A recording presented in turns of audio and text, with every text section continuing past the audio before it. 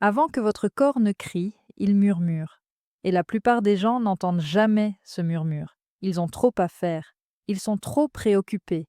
Ils sont trop convaincus que la perte de poids est finalement une chance, que le mal de dos est simplement dû au vieillissement et que la fatigue est simplement due à l'inquiétude. Jusqu'au jour où le murmure se transforme en cri. À ce moment-là, il est déjà trop tard. Me croiriez-vous si je vous disais que l'un des cancers les plus mortels au monde donne des signes avant-coureurs des mois, voire des années avant qu'il ne devienne irréparable? Un facteur fait la différence entre le détecter tôt et avoir une chance de survie de plus de 40% et devoir faire face à une tragédie dont le taux de survie est inférieur à 3%, la concentration. Il existe un organe profondément enfoui en vous, invisible et inaccessible, derrière votre estomac. Il fonctionne en silence. Nous l'appelons le pancréas. Et lorsque quelque chose ne va pas, cela ne se traduit pas par une bosse visible ou une marque qui change de couleur. Cela se traduit par des signaux subliminaux, des perturbations silencieuses, des choses qui semblent être des irritations banales. Un mal de dos, un changement dans la digestion, une fatigue étrange qui refuse de disparaître. Votre corps tente de communiquer avec vous, mais sa voix est faible, trop discrète. Et c'est là que réside le risque. Considérez votre pancréas comme la salle des machines de votre corps. Il a deux fonctions essentielles. Tout d'abord, il produit des enzymes puissantes qui pénètrent dans vos intestins et aident à décomposer les aliments, en particulier les protéines et les graisses. En l'absence de certaines enzymes, la digestion est perturbée. Ensuite, il génère des hormones essentielles. La plus connue est l'insuline, qui est la clé qui ouvre vos cellules et permet au sucre sanguin de leur fournir de l'énergie. L'une ou l'autre de ces activités, voire les deux, sont entravées lorsqu'une tumeur commence à se développer dans cette salle des machines. Et les symptômes sont le résultat de cette interférence. Les murmures. Je veux que vous compreniez quelque chose de crucial dès maintenant, où que vous soyez. La peur n'est pas le problème ici. Le pouvoir est le problème ici. La capacité à comprendre ce que votre corps tente de vous communiquer. La capacité à agir avant qu'il ne soit trop tard. Au cours des prochaines minutes, nous allons passer en revue 7 signaux d'alerte importants. Pas des termes médicaux, des descriptions réelles, humaines, des sensations que provoquent ces signaux, les raisons qui les sous-tendent, et surtout, ce que vous devez faire si vous les observez chez vous ou chez un proche. Commençons. Imaginez que vous vous regardez dans le miroir en vous réveillant un matin. Vos yeux semblent différents. Ils ne sont pas fatigués, ils ne sont pas rouges, ils sont jaunes. Le blanc de vos yeux présente une légère et étrange couleur jaune. Vous clignez des yeux. Vous regardez à nouveau. Cela reste. C'est l'éclairage, dites-vous. Ce n'est rien. Cependant, votre peau commence à prendre la même teinte au cours des jours suivants. Votre visage, vos bras et votre poitrine prennent tous une teinte jaunâtre. Puis, les démangeaisons commencent. Pas celles qui proviennent d'une éruption cutanée ou d'une peau sèche. Celles-ci sont plus profondes, incessantes et persistent malgré vos efforts pour les faire cesser.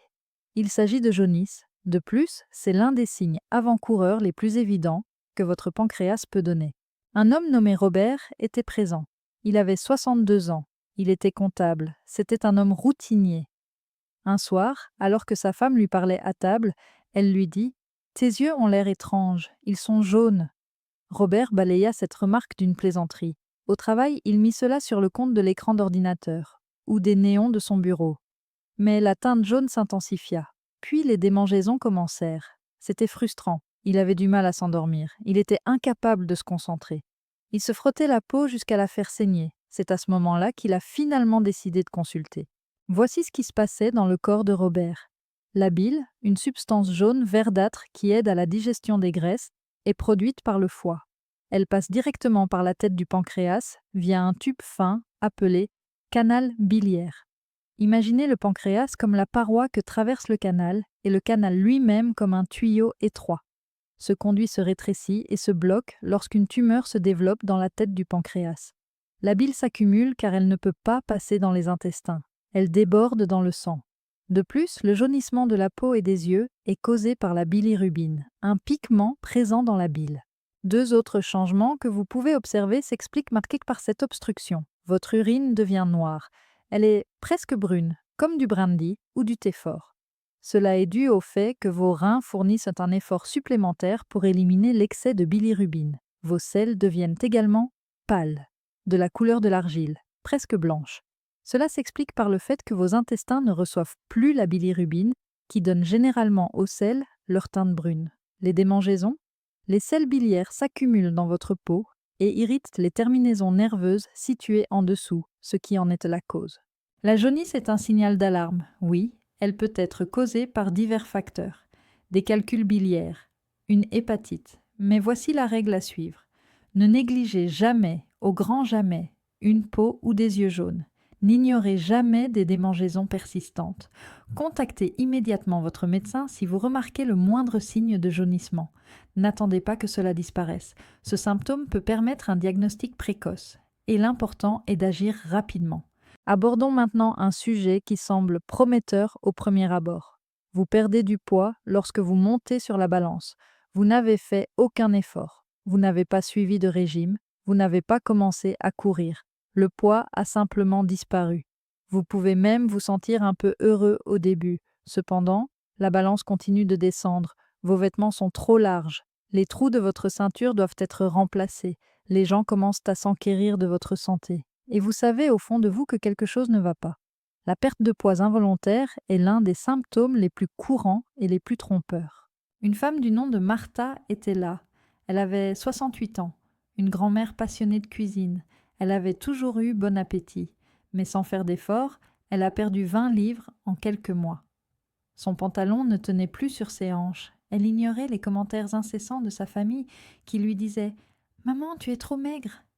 C'était peut-être le stress. Peut-être était-elle simplement en train de vieillir. Cependant, la réalité était plus sinistre. Elle n'avait plus faim. Ce qui avait toujours été un plaisir, la nourriture, était devenu une corvée. Elle se sentait rassasiée après seulement quelques bouchées. Elle se sentait mal à l'aise, trop pleine. Il existe plusieurs raisons pour lesquelles la perte de poids et la diminution de l'appétit vont de pair. Premièrement, votre corps est incapable d'absorber efficacement les graisses et les nutriments lorsque le pancréas ne produit pas suffisamment d'enzymes. Même lorsque vous mangez, vos cellules sont affamées. C'est comme faire le plein d'essence dans une voiture dont le réservoir est endommagé. Deuxièmement, le cancer est un parasite avare. Sa croissance nécessite d'énormes quantités d'énergie. Votre corps est obligé de brûler les muscles et les graisses afin de soutenir la tumeur tout au long de cette phase, connue sous le nom de cachexie. Les personnes se sentent très faibles à cause de cela.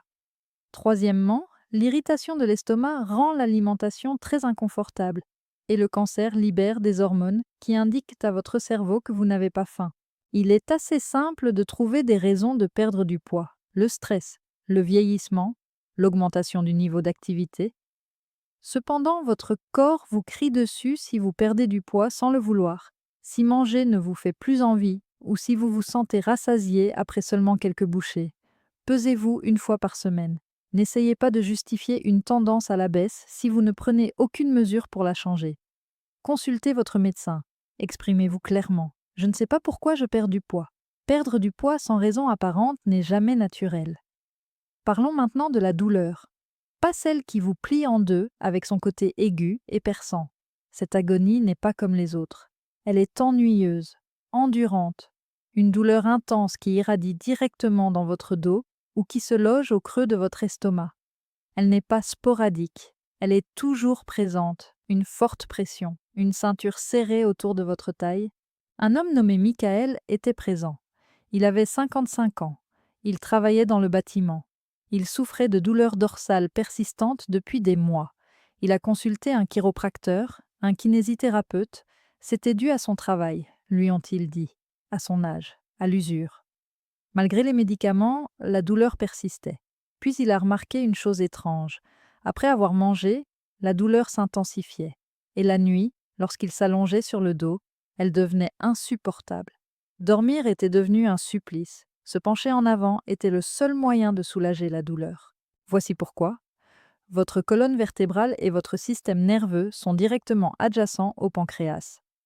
À mesure qu'une tumeur se développe, elle exerce une pression sur ses nerfs, ce qui provoque une douleur interne profonde qui se propage jusqu'à la zone située entre vos omoplates, au milieu du dos.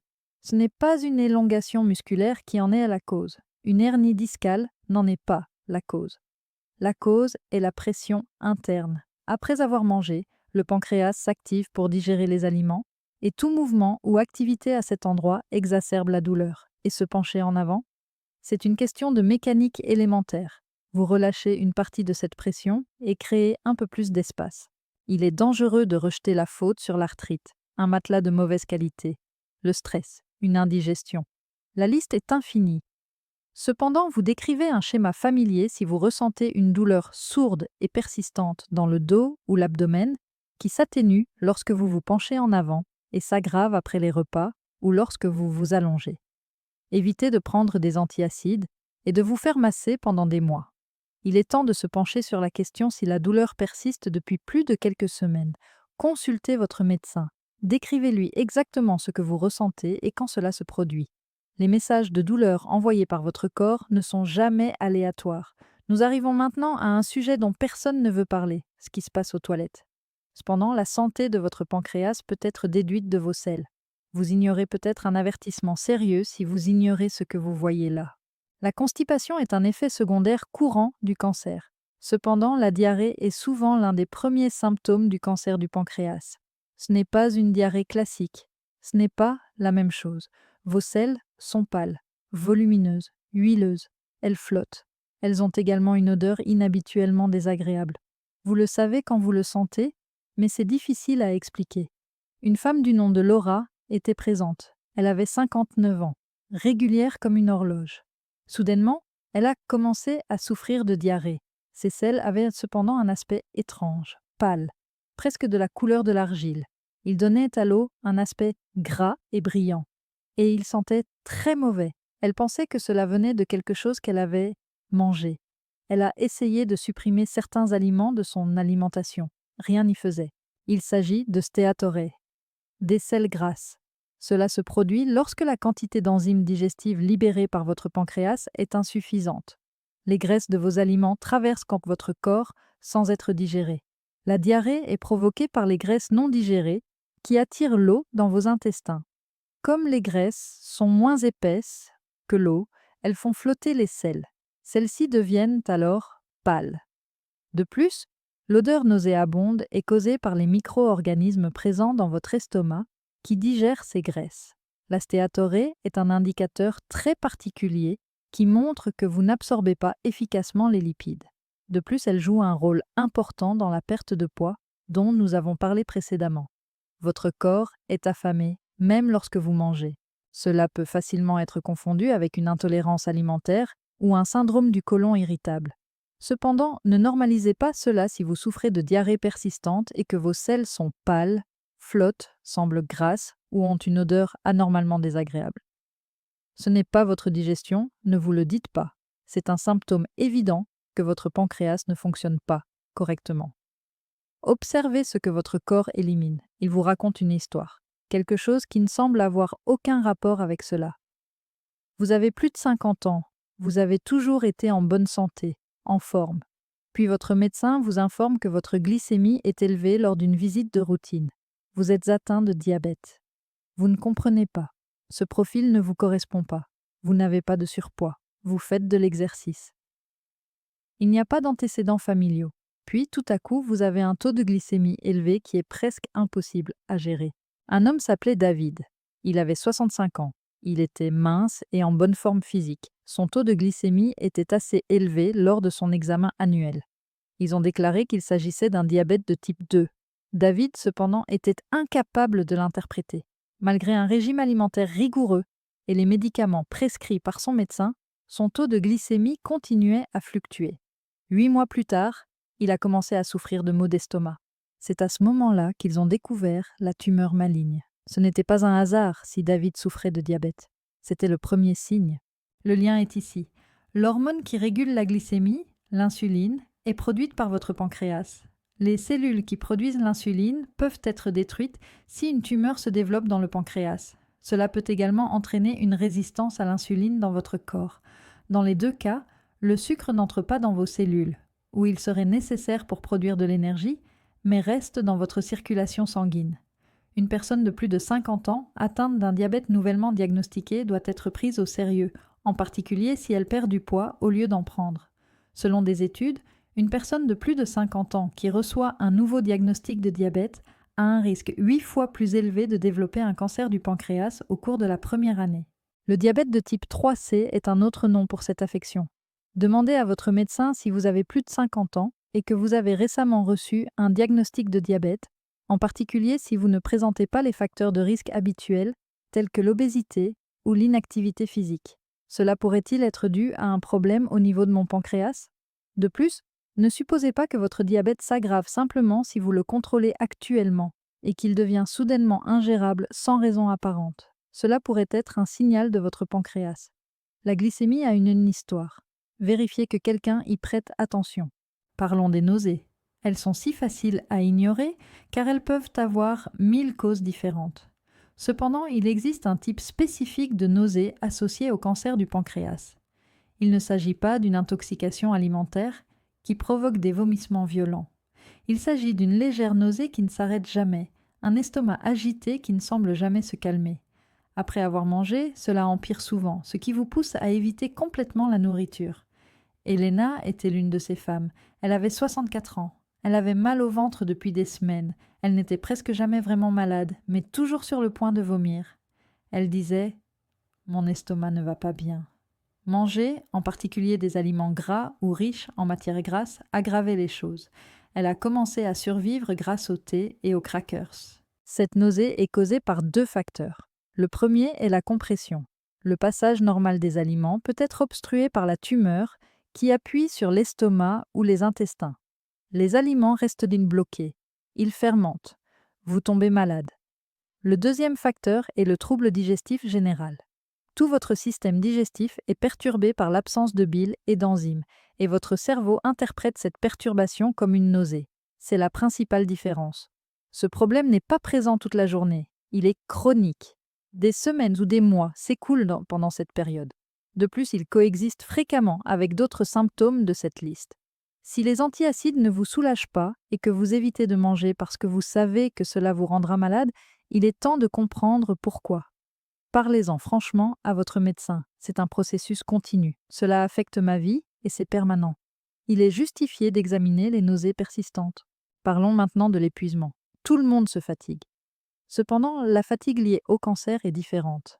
Elle est profonde, accablante. Ce n'est pas le genre de fatigue qui disparaît après un week-end paisible ou une bonne nuit de sommeil. C'est une fatigue profonde qui n'a rien à voir avec vos activités quotidiennes. Vous êtes épuisé dès votre réveil. Même les tâches apparemment simples, comme porter les courses ou monter les escaliers, vous semblent insurmontables. Les gens le décrivent parfaitement. Ma batterie semble être à 10% tout le temps. Ou bien c'est comme passer toute la journée à marcher dans de la boue épaisse. Les causes sont nombreuses. Le cancer consomme de l'énergie. Vous manquez de carburant en raison d'une alimentation insuffisante causée par une perte d'appétit et une mauvaise digestion.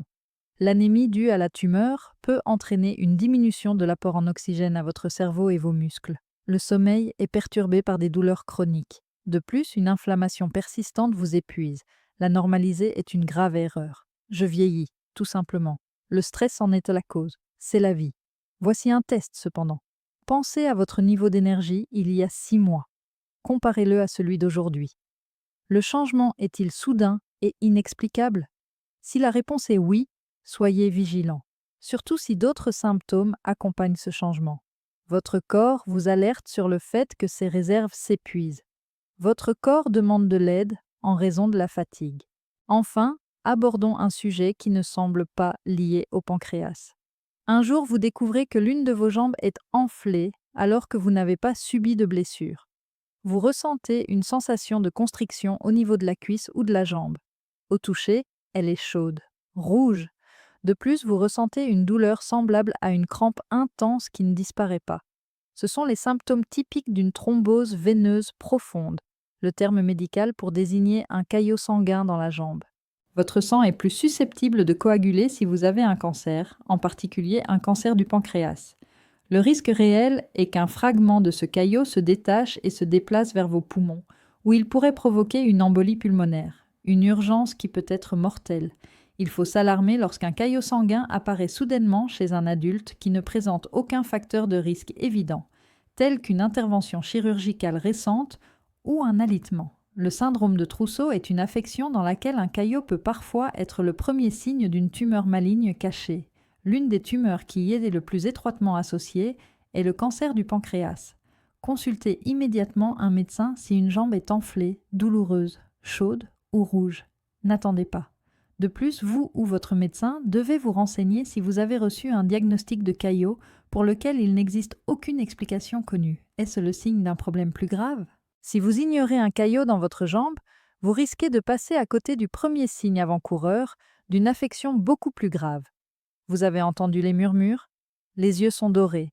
Le poids diminue. La douleur intense. Les selles étranges. Le diabète inattendu. La maladie qui ne disparaît jamais. L'épuisement écrasant, le caillot inattendu. Peut-être avez-vous eu un éclair de reconnaissance pendant que vous écoutiez. Peut-être avez-vous pensé à un être cher, un parent, un compagnon, quelqu'un qui se plaint depuis des mois de douleur dorsale, quelqu'un qui attribue sa perte de poids au stress. Que faire maintenant? Ne paniquez pas dans un premier temps, mais n'attendez pas non plus. Votre ennemi, c'est l'anxiété. Évitez de vous laisser entraîner dans la frénésie de l'autodiagnostic sur Google à 2 heures du matin. Le déni, cependant, est pire. Cela devrait être votre devise. Je fais beaucoup de recherches et j'espère que tout ira pour le mieux. Appelez votre médecin. Pas le mois prochain, cette semaine. Soyez clair lorsque vous prenez rendez-vous. Informez-le que vous souhaitez parler de tout nouveau symptôme persistant qui vous dérange. Notez tout avant le rendez-vous. Votre mémoire vous fait défaut lorsque vous êtes anxieux. Prenez donc un stylo et du papier. Notez tous vos symptômes, sans vous limiter aux douleurs dorsales. Depuis 3 mois, j'ai une douleur sourde au milieu du dos qui s'aggrave lorsque je m'allonge. Notez l'apparition de chaque symptôme. Comment il s'est développé? Avez-vous des observations concernant la couleur de votre urine, l'aspect de vos selles ou la quantité de poids que vous avez perdu, ainsi que vos inquiétudes? Il est acceptable d'exprimer vos pensées. Écrivez. Je veux exclure la possibilité que ces symptômes soient liés au pancréas. Vous devez vous défendre dans la salle de consultation, de manière agressive mais respectueuse. Présentez vos notes écrites à votre médecin et mentionnez quelque chose dans ce sens. Voici les symptômes que je présente. Ils persistent depuis un certain temps et je suis assez inquiet. Compte tenu de l'ensemble des symptômes, je crains qu'il s'agisse d'un problème pancréatique, même si je suis conscient que ce n'est peut-être pas le cas. J'ai besoin de votre aide pour examiner cela en détail. Discutez des examens à réaliser. Votre médecin commencera probablement par vous prescrire des analyses de sang et un examen physique. Cependant, si le pancréas suscite de réelles inquiétudes, les examens suivants doivent être envisagés. Analyse de sang pour mesurer les enzymes pancréatiques, la fonction hépatique et le CA 19-9, un marqueur tumoral. Un taux extrêmement élevé associé à des symptômes est un signal d'alarme grave, mais ce n'est pas idéal. Ainsi qu'une imagerie. C'est crucial. Un scanner abdominal, de préférence avec un protocole spécifique pour le pancréas, est l'examen le plus efficace pour visualiser le pancréas. Bien qu'une échographie puisse être un premier pas, elle n'est souvent pas suffisante pour obtenir une image claire du pancréas. Et voici un point crucial. Vous avez tout à fait le droit de demander un deuxième avis si votre médecin balaye vos inquiétudes sans les examiner. Vous êtes la meilleure autorité au monde en ce qui concerne votre propre corps. Insistez jusqu'à obtenir des réponses si vous pensez que quelque chose ne va pas. Nous avons presque terminé. Je voudrais également vous donner quelque chose, j'espère. Pas un vœu pieux, pas une assurance sans fondement, mais un espoir sincère et réalisable. Le cancer du pancréas est une maladie terrible. Sa réputation repose depuis des décennies sur le nombre limité d'options thérapeutiques et le retard dans le diagnostic. Cependant, la situation est en train de changer. Oui, lentement. Mais les choses évoluent, la science progresse, de nouvelles thérapies sont mises au point. Cependant, l'arme la plus puissante dont nous disposons aujourd'hui ne se trouve pas dans un laboratoire. C'est vous qui la possédez. Vous devez être capable d'être attentif aux signaux de votre corps et de ne pas les ignorer. La clé pour débloquer toutes les options thérapeutiques de la médecine est le dépistage précoce. Si elle est détectée tôt, une tumeur peut être retirée chirurgicalement, et la seule chance de guérison est la chirurgie. Cependant, vous devez réagir aux premiers signes afin d'atteindre ce stade. Chaque symptôme est une pièce d'un puzzle. Une seule pièce peut ne pas avoir d'importance. Cependant, l'image commence à prendre forme lorsque 2 ou 3 pièces s'assemblent. Ce n'est pas à vous de résoudre le problème. Votre responsabilité est d'identifier les fragments et de les apporter à votre médecin afin qu'il puisse vous aider à voir l'image dans son ensemble. Vous n'êtes pas seul. Ne gardez pas vos inquiétudes pour vous si ce message vous a fait réfléchir. Parlez-en à vos proches, à vos amis et surtout à votre médecin. De plus, j'ai une demande à vous faire. Diffusez ce message. Réfléchissez-y. Vous pourriez le transmettre à un parent, un frère ou une sœur, ou une connaissance qui se plaint de problèmes d'estomac ou de maux de dos, mais qui continue de les ignorer. Vous pourriez leur donner le coup de pouce dont ils ont besoin. C'est un geste généreux que de partager ces informations. Sans vouloir dramatiser, cela pourrait même sauver une vie. Votre corps vous dit toujours la vérité. Avant de crier, il murmure. Promettez-moi que vous y prêterez attention, car cela pourrait faire la différence entre écouter ce murmure et l'ignorer. Prenez soin de vous et soyez attentif. Votre corps est conscient. Vous aussi, désormais.